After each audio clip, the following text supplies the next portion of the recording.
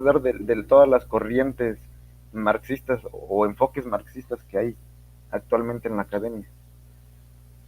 Ok, creo que está muy bien esa pregunta porque es un muy buen contexto para la TSCI, ¿no? Como para saber de dónde surge y aquí es donde voy a hacer el puente con la cuestión de la lógica formal. Em, digamos que, como ya había planteado antes, de la cuestión de la Unión Soviética y la versión como completamente, ah, pues, autoritaria, antipluralista, stalinista, donde lo que él había formado junto con su equipo era la interpretación correcta de Marx. Digamos que ahí es un nodo que es un callejón sin salida, ¿no? Ahí ya no hay como para dónde hacerse. Y de hecho, pues si revisamos a los que actualmente estudian economía marxista, ninguna de ellos lo toma a partir de ahí, porque pues no hay mucho que decir, ya no hay mucho que hacer. Si todo está dicho, pues ya no hay más. Y donde se empezó a desarrollar más la teoría económica de Marx fue en Occidente, pero siempre a partir de la crítica, siempre a partir de este pecado original. Otra vez, como les menciono, no sé cómo se haya llevado a cabo en China o cómo se esté llevando a cabo en la actualidad. Y solamente voy a incorporar a la escuela japonesa por una cuestión que ahorita les voy a mencionar, porque podríamos incluir a la escuela japonesa dentro de la escuela occidental, dado que el marxismo que llegó a Japón fue por la vía occidental, no llegó por la vía como de la Unión Soviética o de China. Entonces, yo sé que geográficamente no tendría sentido, pero incluiría a Japón dentro de la historia del marxismo occidental. Em, ¿Cuáles son las escuelas que se formaron? En Estados Unidos, a partir de Suiza, él formó su propia escuela. Y esa escuela, digamos que ha tenido diferentes ramificaciones. Y una de ellas es como la Monthly Review, ¿no? Que hasta la fecha es la que sigue predominando y tiene vínculos con algunos en Inglaterra. Tienen dinero, tienen muchos espacios, sobre todo la reputación y la cuestión de la historia, entonces siguen teniendo un peso relevante. También han surgido, bueno, surgió la escuela japonesa, que fue una escuela que es a la fecha muy matemática, reconoció desde el principio el error de Marx y hay un autor que se llama Okisho, que podemos hablar de él más adelante, que es quien crea un teorema eh, con el cual también demuestra otro error de Marx, que es el hecho de que la caída tendencial de la tasa de ganancia es falsa. Entonces, al error de la transformación de valores a precios de producción, se le suma el error de Okisho de la caída tendencial de la tasa de ganancia y ya tenemos uno adicional, ¿no? Eh, Hay otra escuela que ustedes seguro la van a conocer como filósofos del marxismo analítico, que lo que ellos hacen es sintetizar gran parte de las críticas previas y llevarlas a su máxima expresión. Podríamos decir que los que le pusieron, según ellos, el último clavo al ataúd de Marx y a la teoría marxista fue el marxismo analítico, justo a través de la lógica formal. Pero ahorita llegamos a ese punto. En la escuela de Cambridge, que tienen dos economistas muy famosos, Joan Robinson y Pierre Raffa, tienen otros, pero ahorita son los que nos importan.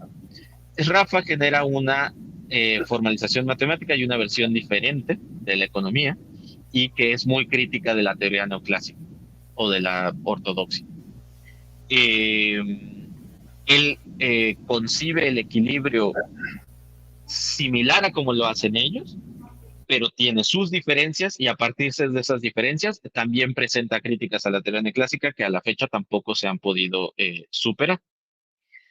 Y hay varias de las escuelas marxistas de Occidente, o incluso la japonesa, hay un japonés que se llama Morishima, que digo, no significa que lo haya tenido que estudiar como tal, pero podrían decirse que también simultáneamente desarrollaron algo parecido. Muchos marxistas empiezan a decir, ¿saben qué? La formalización matemática adecuada para la teoría marxista es la de Rafa. Entonces, ya reconociendo que la transformación de valores a precios de producción es un error y no tiene sentido, bla, bla, entonces continuar ese camino rafiano, que es como el verdadero legado del marxista, pues es como el que vino a corregir y a sustituir a Marx, ese es Rafa. Y esa es la línea más fuerte que ha existido hasta ahora. Ahora, al mismo tiempo, no históricamente, pero en términos teóricos, o sea, como si hubiera un tiempo que no tiene años, em, Morishima presentó una formalización matemática donde también hace una crítica a Marx y lo que dice es, ¿saben por qué la transformación de valores a precios no tiene sentido? Es porque fundacionalmente la teoría del valor está mal. ¿Y qué es lo que pasa? El valor es redundante, es innecesario. El valor no, el concepto de valor o los valores no son necesarios para explicar los precios. Y es algo que la teoría rafiana, seguida posteriormente, llega a la misma conclusión.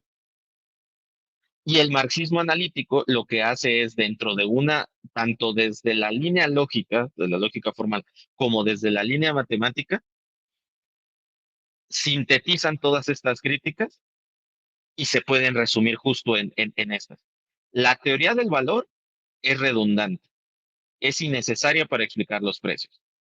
Al ser redundante, la teoría de la explotación es falsa.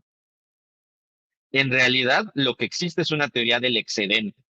Solamente hay excedentes, no hay plusvalor, excedentes físicos como tal de mercancías. Entonces, es absurdo el concepto de explotación porque podríamos decir que cualquier mercancía es explotada. Eh, es falsa la teoría de los precios de producción, dado que existió el error de la transformación de valores a precios. Y sumando, porque ellos también retoman el teorema de O'Keefe, teorema otra vez entre comillas, eh, también es falsa, es errónea la teoría de la caída tendencial de la tasa de ganancia. Entonces, se consideran cuatro errores de la teoría de Marx, que la verdad es que si la sintetizamos en eso, no queda nada. Ahora, muchos marxistas aceptan una, aceptan dos, aceptan tres, y hay algunos que aceptan cuatro. Eh, para mí sería muy difícil alguien llamarle marxista si acepta las cuatro, o las tres, o las dos, o la una. Pero esa es otra cosa que ha ocurrido. Hay muchos que se pueden asumir marxistas, que en realidad son errafianos, o podríamos llamarles otra cosa, porque a los errafianos también se les empezó a llamar como neorricardianos, eh, pero como tal dentro de muchas universidades, dentro de muchas escuelas, esos son los marxistas. Ahora, me gustaría también mencionar algo que Alan Freeman presenta en sus artículos, y es que la escuela occidental marxista también se caracteriza en cualquiera de las corrientes como el pecado original era el error. Todos querían ser el siguiente Marx, todos querían ser el que lo corrigiera y de alguna manera condujera a la teoría de Marx o la teoría marxista a la verdad, ¿no? Ahora sí, ok, sí, ya se equivocó, cometió allí un pequeño errorcillo que destruye toda su teoría, pero no importa, yo la voy a rescatar y yo la voy a reconstruir y la voy a llevar a otro punto. Y todos empezaron a trabajar de manera aislada en su propio Marx. Eh, y ahí podemos mencionar a todos, ¿eh? O sea, también hay otra corriente que es, perdón, ahorita no me acuerdo cómo se llama, pero es como más de la dialéctica de la filosofía. Eh, Ahí, digamos, también hay varias ramitas, porque Heinrich o Michael Heinrich es uno de los más famosos ahora, y pues como él es quien ha estado participando en la cuestión de las colecciones, de las reediciones de Marx, y él habla alemán, entonces pues obviamente él tiene que tener la verdad, entonces existe esa corriente. Hay otra de Reuten, Smith, otros autores que también es como de esta corriente dialéctica. Y dentro, digamos, del marxismo de los países ricos, podríamos resumirlo en esto. Y dentro del marxismo occidental de los países no ricos, es decir, nosotros latinoamericanos, pues podríamos, ya ahí los conocemos mucho mejor, ¿no? Existe el Bolívar Echevarría, existe el Ruy Marini, existe Astarita, existe Enrique Dussel, existe muchos, ¿no? Eh, Otra vez, ninguno de ellos como tal es experto en economía, son más de carácter filosófico, político. No me gustaría poner hasta ahorita en el mismo grupo de estos, pero lo menciono porque es actualmente uno de los más populares, al ser uno de los más prolíficos, al que más consultan en su blog. Pero el marxismo latinoamericano no ha sido ni tan estricto en la cuestión de la lógica formal o las formalizaciones matemáticas, como sí lo han sido en los países anglosajones o los países ricos. Digamos, ahí también España tiene un caso particular porque sí tiene a Diego Guerrero o tiene a otros autores marxistas que sí son más precisos o tienen formalizaciones matemáticas, pero también tienen de su lado muy filosófico, como los que ya habían mencionado ustedes. Eh, y ya, digamos, todos los demás países sí se podrían incluir, ¿no? Ya hay marxistas contemporáneos de Grecia o de otros países o de las repúblicas soviéticas, pero me gustaría concentrarlos más o menos como en esta visión, estas corrientes. Y dentro de estas corrientes, ahora sí, ya me gustaría incorporar a algo que es uno de mis objetivos, el hacer difusión de la interpretación temporal del sistema único.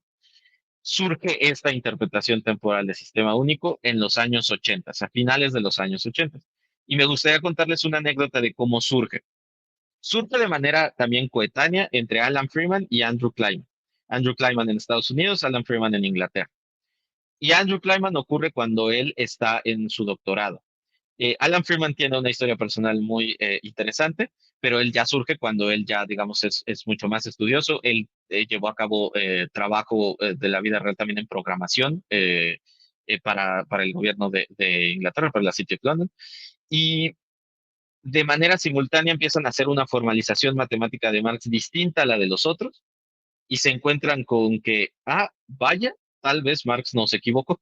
Pero les cuento la anécdota de Andrew Kleinman. Andrew Kleinman en el doctorado en la Universidad de Utah, como parte del ejercicio para los que hacían el doctorado, esto era común, digamos que hasta los años 90 no fue necesario continuar con esa tradición.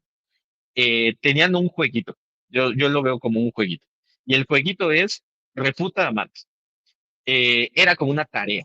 Miren, nosotros les estamos enseñando economía, parte de su formación es el que les explicamos por qué Marx estaba mal, pero su tarea va a ser el demostrar que estaba mal.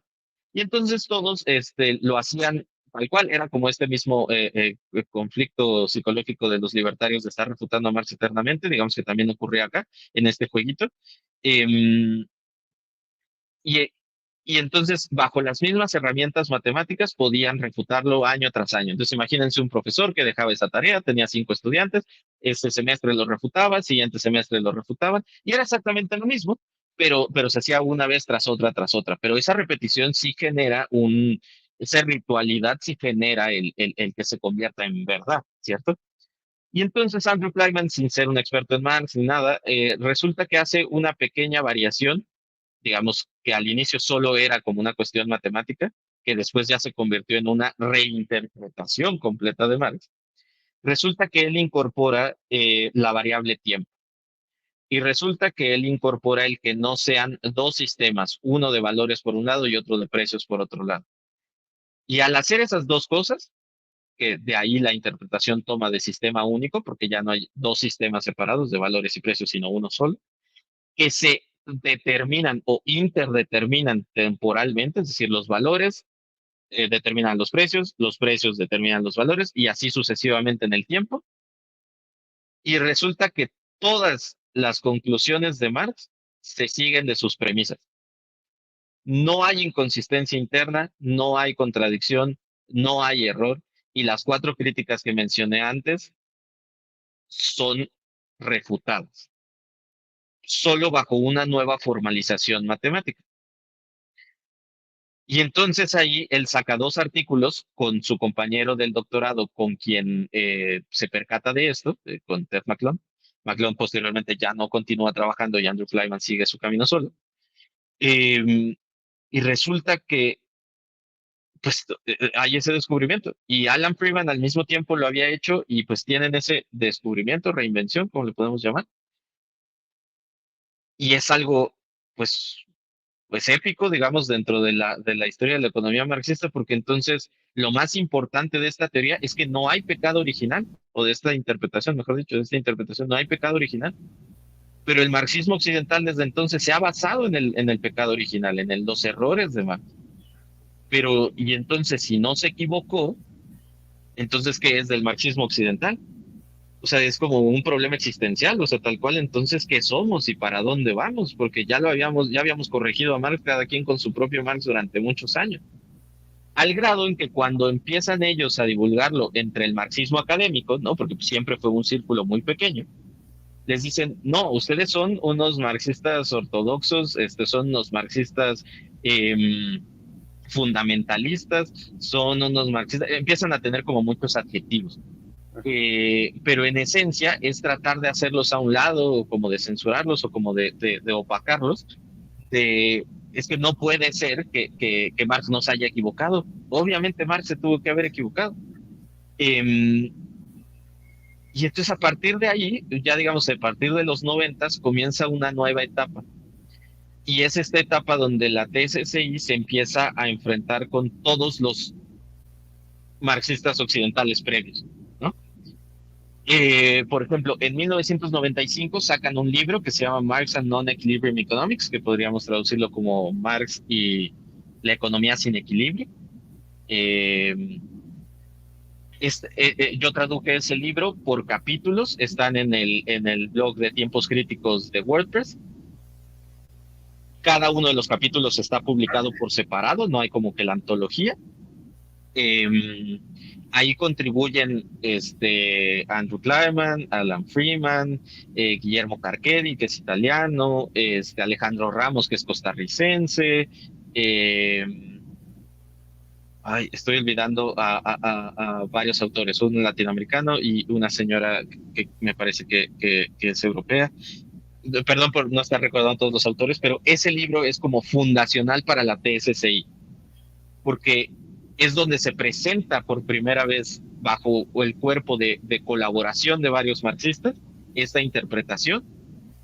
En el libro se demuestra en varios artículos, no solo en uno, que la transformación de valores a precios no tiene ningún error, que el teorema de Fichte no es un teorema y es falso, que la teoría del valor no es redundante y que la única forma en que se puede explicar la teoría de la explotación es con base en la teoría del valor. Ese es el primer libro donde ocurre eso, aunque ya había habido artículos previos, y por eso le doy mucha importancia. Posterior a eso, siguieron habiendo debates entre Andrew Kleiman y Alan Freeman principalmente, con otros autores, con errafianos o neorricardianos, y así se fue expandiendo el debate. Allí fue también donde se empezaron a dar los primeros debates entre Kleiman y Fred Mosley, que ahorita podemos hablar de eso, si quieren, un poco más hacia el final. Y llega un momento también icónico, un hito dentro de esta interpretación temporal del sistema único, que es el año 2007, cuando Andrew Kleiman opta por publicar un libro que se llama Reclaiming Marx's Capital, A Refutation of the Myth of Inconsistency of Marx. Aquí lo tengo, déjenme.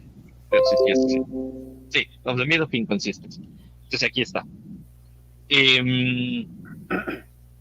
Este libro fue traducido al español hasta 2020, me parece que fue publicado por la editorial Viejo Topo. Fue traducido por un español y lo recomiendo muchísimo. No solo porque es un libro que su contenido matemático es más fácil de entender, es decir, no tienes que ser experto para poder comprenderlo, era uno de los objetivos de Kleiman en el libro, sino que desde el primer capítulo lo empieza a transmitir las ideas desde una narrativa distinta, una mezcla de una narrativa literaria y filosófica que posteriormente se va haciendo cada vez más matemática.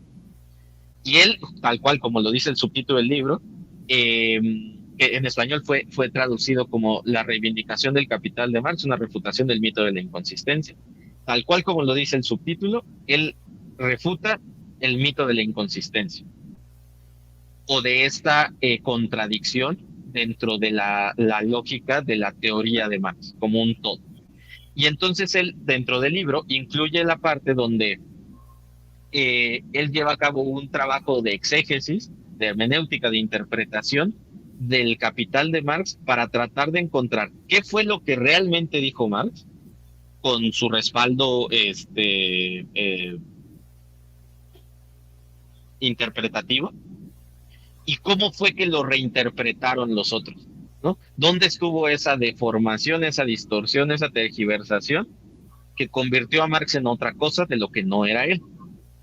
Y ahí es donde también se sientan las bases que habían ocurrido previamente en algunos artículos, eh, junto con Alan Freeman, de qué es la TSCI y qué no es la TSCI, porque es gran parte de las críticas que se hacen actualmente. Las personas suelen, como estamos acostumbrados a este marxismo occidental de mi Marx, mi reinterpretación, yo lo voy a corregir y yo lo voy a llevar, así fue como luego interpretaron a la TSCI. Ah, es que entonces ustedes se inventaron a un Marx o es su propio Marx y en ese mundito de ese Marx fantástico resulta que no hay error. Pero todos sabemos que sí hay error, solo que ese es tu propio Marx el que está, ¿no?, allá alejado del resto. Y entonces ellos dicen, no, ¿por qué le llamamos interpretación? Pues porque tal cual es una interpretación del texto de Marx. Pero hay un capítulo dentro del libro donde sí se plantea el cómo podemos comparar entre las diferentes interpretaciones y cómo podemos determinar que una es correcta o no es correcta. ¿Cuáles son los criterios que nos presta la corriente filosófica de la hermenéutica para poder determinar que una interpretación sí es fiel con un autor y cuándo no? Porque sí tenemos que poder debatir con nosotros para determinar cuál interpretación es correcta. Otra, digamos, actitud que han tenido también muchos los marxistas ha sido como, pues mira, como tú estás trabajando en tu propio Marx, pues no pasa nada, yo no tengo que confrontarme contigo, no tenemos que llegar a un consenso, no tenemos que llegar a una verdad. Existen múltiples verdades como tantos múltiples Marx hay. Y entonces la interpretación temporal del sistema único lo que hace es, no, tenemos que dialogar y tenemos que debatir, porque si yo estoy presentando esta interpretación y es realmente fiel a lo que a la teoría de Marx, entonces las otras no podrían ser correctas, ¿cierto? O puede ser que tengan confluencias, sí tenemos algunos puntos porque no son, ellos también son pluralistas, puede haber otra interpretación que coincida en algunos puntos con la nuestra, pero entonces esto significa que la teoría de Marx es esta. Y entonces, si no se encuentra error, entonces al menos es válida lógicamente, que es otro de las críticas a la teoría, a la interpretación temporal del sistema único. Al decirles fundamentalistas u ortodoxos, lo que dicen es la TSCI dice que Marx tiene la verdad. Y entonces los de la TSCI responden, no, nosotros no dijimos eso. Lo único que estamos haciendo es una refutación del mito de la inconsistencia. Decimos que Marx tiene validez lógica. La teoría de Marx es válida lógicamente, es válida como teoría. Para demostrar la veracidad o no de la teoría hay que hacer estudios empíricos, hay que confrontarlo con la realidad.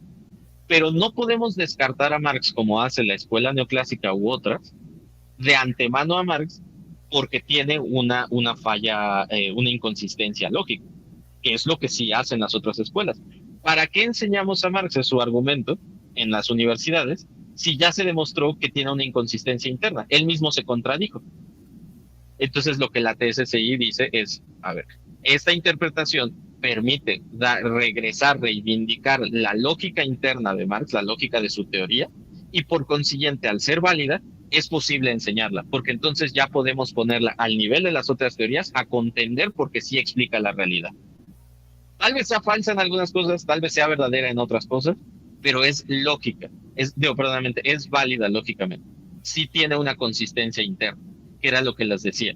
Las conclusiones de Marx en el tomo 3 se siguen de todas las premisas construidas previamente desde el tomo 1. Al existir esta validez interna de los 3 tomos, entonces podemos avanzar. Y es por esto que yo le doy mucha relevancia a la interpretación temporal de sistema único, porque ellos no se construyeron su propio Marx, ni lo construyeron bajo los conceptos de es que el mío es dialéctico, el mío es de este estilo, el mío es de aquel otro estilo. Simplemente vamos a interpretarlo, vamos a presentar una formalización matemática acorde con esa interpretación, llegamos a que es válido, continuemos. Y este es el paso cero que ellos proponen. Y han seguido teniendo debates. Posteriormente han tenido debates con alemanes, con coreanos, con ingleses, con diferentes. El último que ha ocurrido, digamos, grande es con Fred Mosley. Y están tratando de que esta interpretación y esta formalización matemática sea reconocida como lo que dijo Marx. No, no es mi Marx construido, es tal cual lo que dijo Marx. Ellos, tal cual, si ven, tienen la humildad teórica, la honestidad teórica suficiente para decir, yo no estoy descubriendo nada, yo no estoy creando cosas nuevas, yo no estoy aportando teóricamente algo, todo esto ya lo había dicho Marx. Solo había cuestión de interpretarlo de esta forma y ahora tenemos la posibilidad de formalizarlo matemáticamente de este modo, que es muy diferente a la visión de otros marxistas, que es como es mi Marx, yo soy el único que lo conoce, soy el único que puede rescatarlo de su error y soy el... No, no, no, esto no tiene esa visión. Y en gran medida por eso han sido muy rechazados.